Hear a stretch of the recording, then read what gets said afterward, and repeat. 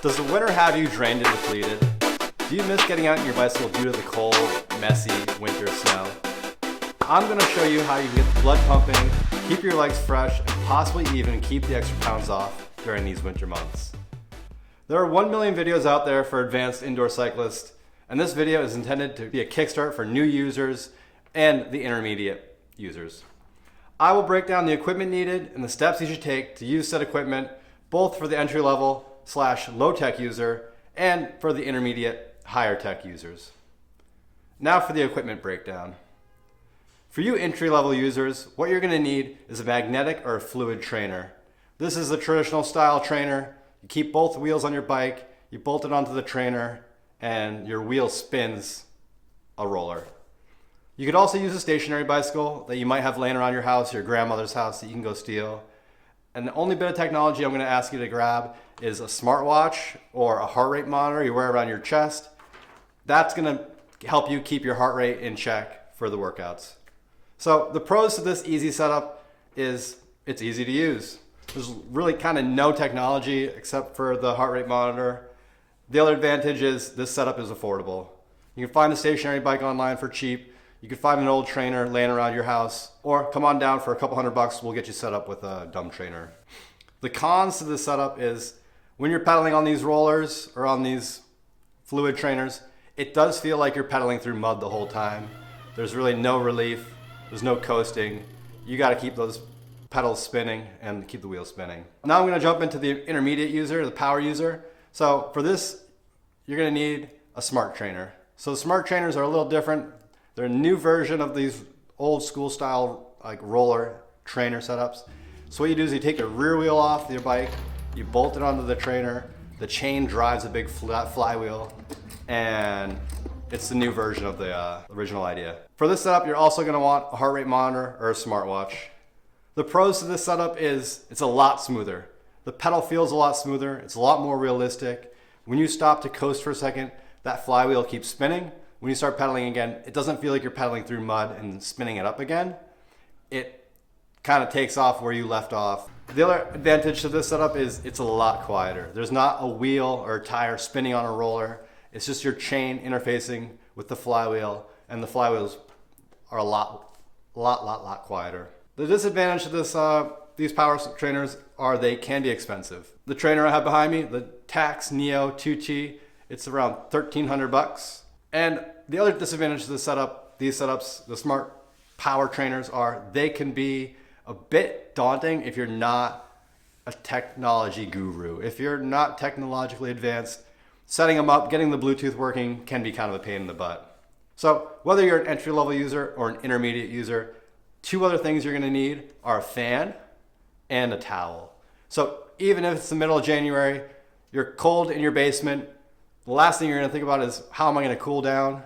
Well, don't sweat because you're gonna be sweating. 5 minutes into your workout, you're gonna wish you grabbed that fan from the attic. So be prepared, have a fan. If you don't turn it on in the beginning, 5 minutes into your workout, you're gonna be sweating. You're gonna be turning that fan on high. With your towel, take the towel, drape it on the handlebars, have it handy. You're gonna be sweating. You don't want that sweat falling on your bike and making your nuts and bolts all rusty. So now I'm gonna get into how to use this equipment. So for you entry-level users, go in the easy route. I'm gonna have you get your heart rate monitor out, turn it on, put it on your wrist, turn it on, get it strapped on your chest, whatever kind of heart rate monitor it is, and get that thing bumping. Next, you're gonna get in the zone. I'm gonna walk you through a simple way of keeping your workout effective, but will not burn you out after a few weeks. First, we're gonna figure out your max heart rate. Take your age and subtract that from 220. The number you come up with is your maximum heart rate. Now, you need to find out what 60% of that number is and 70% of that number is. These two numbers will be the target range of where you should keep your heart rate. The idea behind this target heart rate is this is a moderate intensity workout that will burn the most fat. If you follow my directions, you might find out this workout is too easy, but in turn, you won't burn out after a few weeks of riding this way. If you want to spice it up a little bit, you can jump your heart rate up to 80 to 90% of that max heart rate for 1 minute, and then come back down to the 60 to 70%. If you repeat this a few times, maybe 1 minute at 80 to 90% max heart rate, and then you bring it back down to 60 to 70% max heart rate for 2 minutes, keep that rotation going.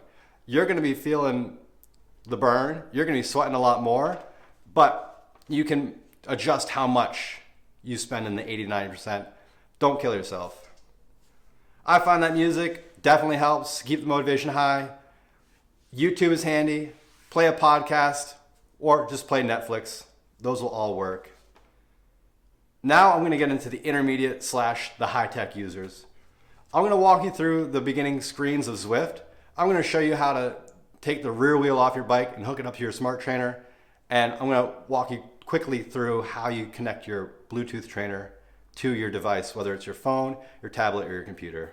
So using an Apple TV, I'm going to show you how to pair your smart trainer to Zwift. Select Zwift, open up the app, either on your iPhone or iPad or mobile device. This is an Apple TV 4K, or you can use your laptop or computer. You should have already made an account, so just go ahead on the first screen, log into your account. Here's the first screen that you're going to see. Here you're going to pair your device, so this trainer is already paired. I can disconnect. If you don't have anything paired, you're going to see these two blocks. Now you can pair your Bluetooth devices, whether it's a Bluetooth SpeedPod or a smart trainer. So I'm going to click power source, tap to pair. It finds my Tax smart bike. And hit start. If I had a heart rate monitor going right now, I'd click heart rate and do the same thing. Right now I'm going to go down to Let's Go. Get to the next screen on Zwift, where I can choose where I want to ride or what kind of workout I want to do. I'm going to walk you guys through what the workouts look like. So what I would recommend is scrolling down to the workout anytime. This workout of the week shows a 19-minute workout with its intervals. I'm going to select that one. Click button at the bottom that says workout. Now I have to choose where I want to ride. I can just choose a whole lot of lava at Watopia. And now it's going to load Watopia, and I'll be transported to the virtual cycling island. Okay, so a quick rundown on how the workouts work. Up in the left-hand corner here, you see Heat Wave finishes in 19 minutes and 10 seconds. So once I start pedaling, it's going to give me a 2-minute warm-up. That 2-minute warm-up, it starts at around 150 watts, and it will ramp up slowly over time. After that 2-minute warm-up, it gets into 4 intervals of 40 seconds at 200 watts, 30 seconds at 170 watts, and then it ramps up for 1 minute and 30 seconds even higher. And then you see it goes to a 40-second interval, another set of 3 intervals of 40 seconds and 20 seconds, and it goes on and on like that. So as you're pedaling on your smart trainer, it's going to tell you what wattage you're doing. It's going to count it down in the middle box here. And there you go. Sweat your little butt off. There you go. Sweat your little butt off. All right, guys. Well, thanks for watching. This was a really shallow drive on how to use. All right, guys. All right, y'all. All right, guys and girls. Thanks for watching. This is a really shallow dive on how to use a trainer for your winter month workouts.